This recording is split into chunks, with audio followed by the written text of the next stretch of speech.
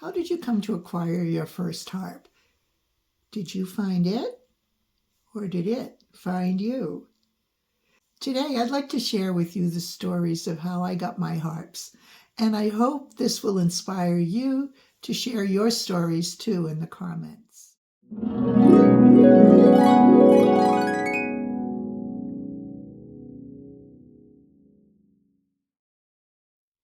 Today I'm going to talk about the harps that I have and how I was able to acquire them.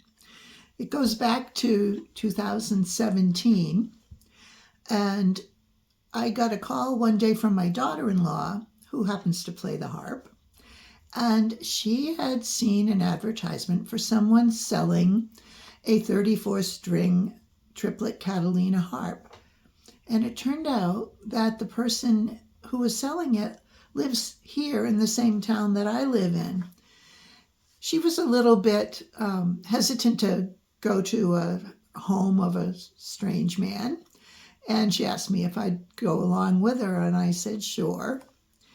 My husband, who's somewhat of a joker, as we were leaving, handed me an old antique pistol that had belonged to his father, unloaded, of course, and said, "Here, you can show this if this guy gives you any trouble."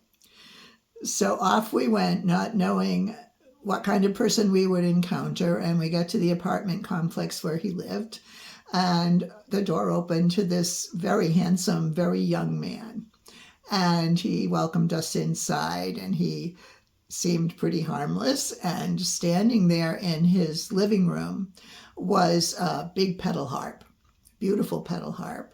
And then he also had the lever harp that he was selling sitting there. I saw the harps and I went into a big story about how, I've always loved the harp. When I was younger, I used to fantasize about playing the harp, but it was always, to me, just a fantasy. I never thought that I would ever play one. But this was wonderful to see these instruments here. And as it turned out, my daughter-in-law liked the harp very much, and she packed it up and we put it in her car and she took it home. A few weeks went by and it was summertime, and we had planned a family trip to go to the White Mountains of New Hampshire with my son and my daughter-in-law, the harpist, and our 2 grandchildren.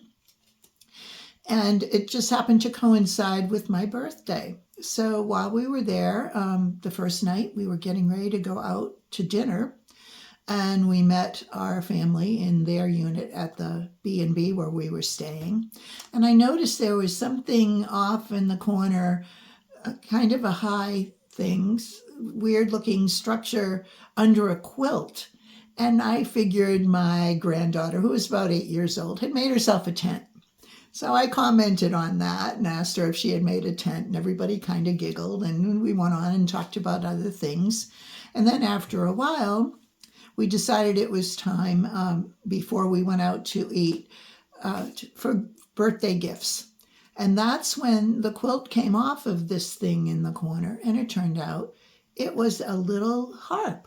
It was a stony end, 21-string, Evensong model harp that my daughter-in-law had. And after hearing me talk about how much I had wished I could play the harp, she decided to give me the stony end harp for my birthday. Never saw it coming. I was totally surprised and so excited. I was overwhelmed. And here's a picture of me with the stony end right then there in New Hampshire, after it was uncovered by the quilt. I was afraid to touch it. I thought it might break. I didn't know what to do with it. So I took the harp home, played around with it for a while, and I found out that the young man who had sold my daughter-in-law the Catalina harp was also a flutist who played in a flute orchestra with a friend of mine. And so I said, next time you see him, would you ask him if he would be willing just to give me a couple lessons to get me started? Now, here I was thinking, I'm a trained musician. I had majored in music in college. could read music well, played several instruments. So I thought, I just need someone to get me started, and then I'll work on my own. So this guy came to my house a few times, and he did get me started. And I was very awkward with the harp, and he was trying to get me, to have the right hand positions and find a chair that was the right height. And we worked together for a while, and I just didn't feel like we were a good fit. He wasn't really a teacher. He was a wonderful musician, could play the harp and could play the flute, but he didn't know what to do with this older woman who was just starting out. So after a few lessons, I said, I think for the summer I'll take off from, take some time off from lessons and I'll work on my own. Well, I never did go back to that young man as a teacher and continued to work on my own. About a year after I got the Stony End harp, my daughter-in-law, who was always looking for bargains online, happened to find another Catalina 34-string harp that someone was selling on eBay. And she said, boy, he's not asking a lot for it. He's in southern Vermont, not too far from where my daughter-in-law and son live. And she said, why don't we take a ride up there and go and check it out? Maybe you want to buy it. So again, we go armed in case we might be meeting some kind of a dangerous person. This time, my daughter-in-law comes armed with a razor blade. Of course, you've got to understand, we had no intention of using any weapons on anyone, but this had become a joke after my husband gave us that old pistol. So we went to Vermont, and it turns out that the man who was selling the harp was a pastor. And he was very nice and happened to even know the pastor at the church my husband and I go to. And so we had a nice visit and talked about the people we knew in common. And when it came time for me to say, yes, I would like to buy your harp, he actually quoted me a price lower than what he had advertised for it. So for a real bargain price, I became the owner of a triplet Catalina 34-string harp that was made in 2004. So it was about 13 years old. Needed a set of strings. Some of the strings had been replaced with the wrong size string. After I played it for a while, I knew it needed to be regulated.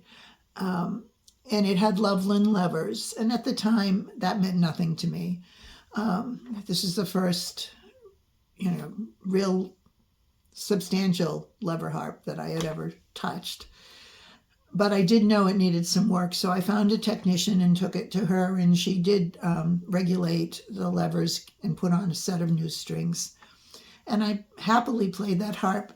It had such a beautiful voice, really mellow and resonant, and I loved it, and everyone who heard it commented on the beautiful sound this harp had.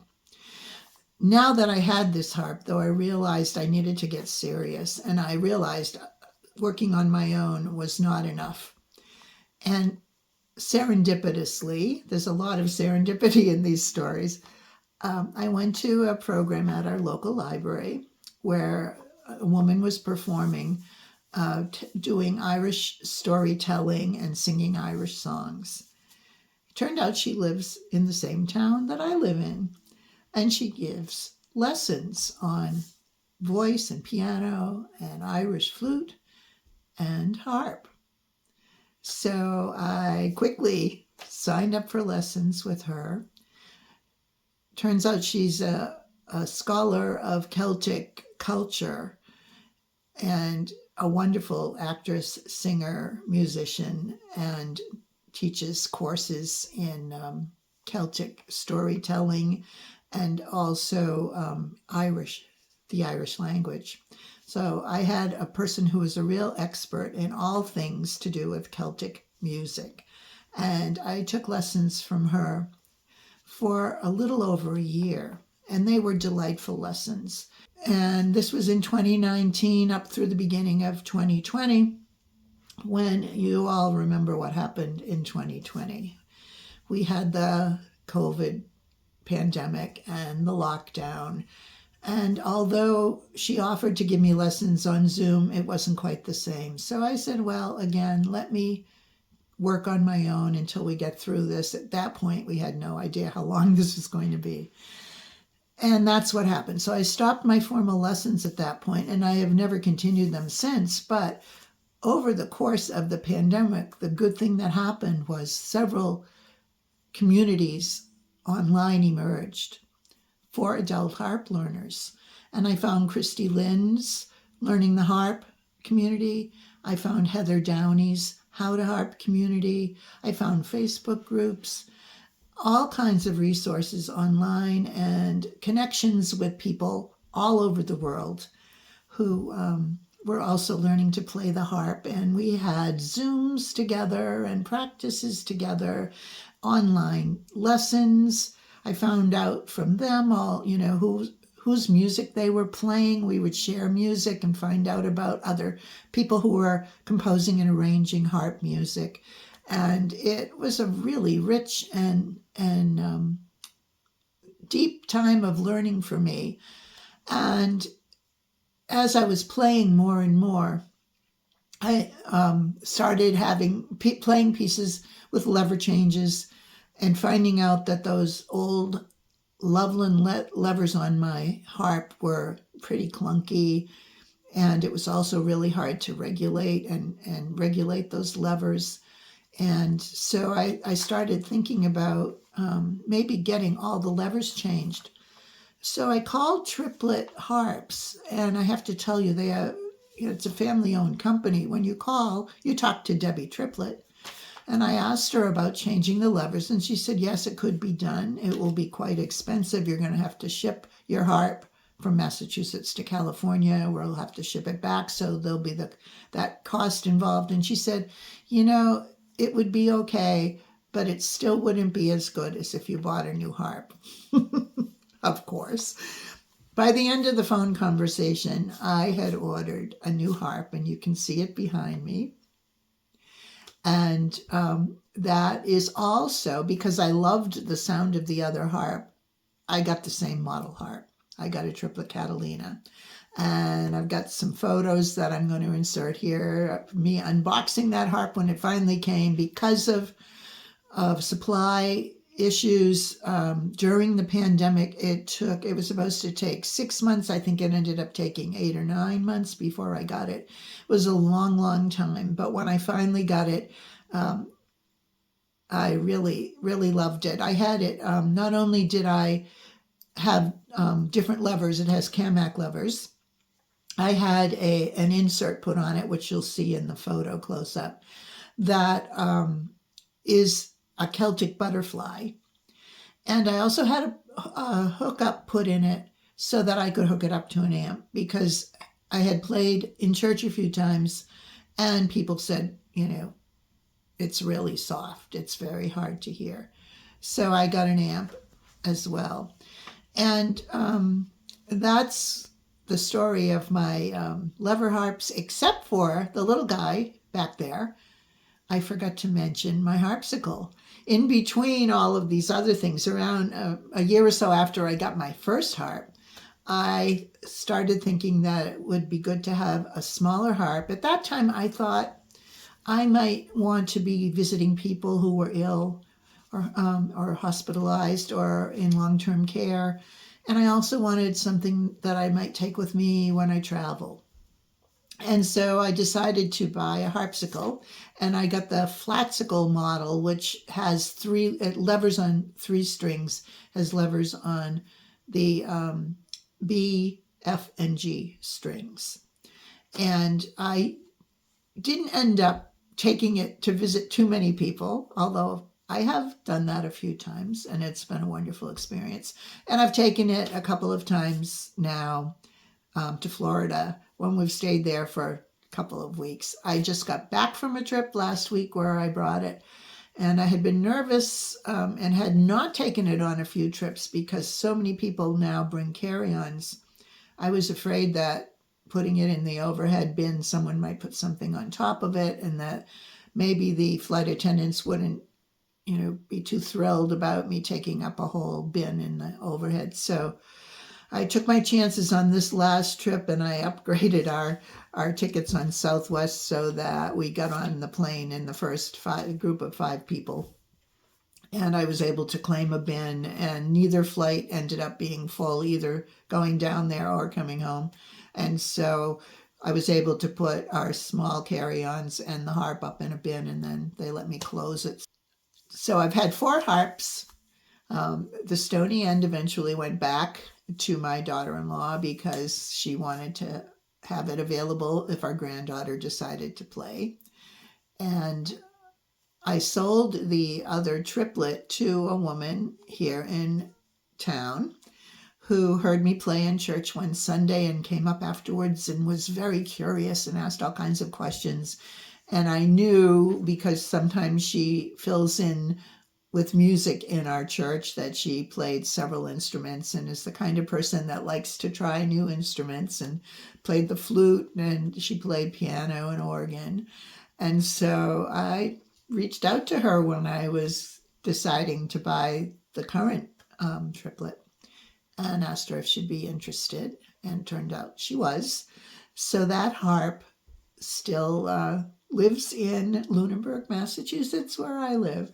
And someday I hope to convince her to play with me at church. She's now taking lessons from the teacher that I took lessons from. So it's been a real good experience. And one thing I didn't mention before, that when I did find my Celtic scholar harp teacher, she told me that that's a tradition for harpists to name their harps. And so at my first lesson, a couple of things she told me to do. She said, think of what you want to call yourself. Are you a harper or are you a harpist? Doesn't matter, means the same thing. And I chose harpist because I thought if I used Harper after my name, people might think I got a divorce or changed my name to Harper. So I called myself Kathy Lowe Harpist, and that was the original name of this YouTube channel up until a few months ago. But she said, do that. Think about what you want to call yourself. Get yourself an email address using that name, which I did. And I used for any harp-related correspondence, email correspondence, and online presence. And she said, Anne, think about if your harp is a male or a female. And then, once you've decided that, pick a name. So at the time, I had the older triplet, and I was determined to learn the song, the Skyboat song. I've always loved that song. And so I named that first harp Skye, Skye, after the Isle of Skye. And when I got the harpsichord, I decided it's the little brother. Oh, by the way, Skye was female, definitely. And I decided the harpsichord was male, and I named him Cloud. So Skye no longer lives here, but the new harp came to live with me. And because it had a Celtic butterfly on it, I looked into the symbolism of the butterfly, and obviously it's a symbolism of new life and resurrection. And it's also a symbol of your soul. And so I looked to see in Gaelic what those words were. And I found Anam Cara, which means friend of my soul. I thought that would be a perfect name because I really do feel that's what this harp is. So that's my harp story. I hope you'll share yours too in the comments. I would love to hear about that. And I'm sure anyone who doesn't have a harp yet, but is thinking of getting one, would love to read the stories about how you acquired your harp or harps and how many you have and what your favorite is. I won't say which one of these is my favorite because they both have different functions and I adore them both for what I can do with them. So please let me know. How did you get your first harp? And how many more harps have you acquired since then? And maybe some other instruments too. Thank you so much for listening. I hope you've enjoyed my harp stories. Share them if you know somebody who might enjoy hearing about how I got my harps, and hopefully that will inspire some other people to start playing the harp. I also would be thrilled if you subscribe to my channel. And at the end, I've also included a couple of links. One will be to my most recent video, and another will be to a playlist that I've chosen of some of the songs I've recorded. So thanks for listening, and thanks in advance for sharing your stories too, and happy harping.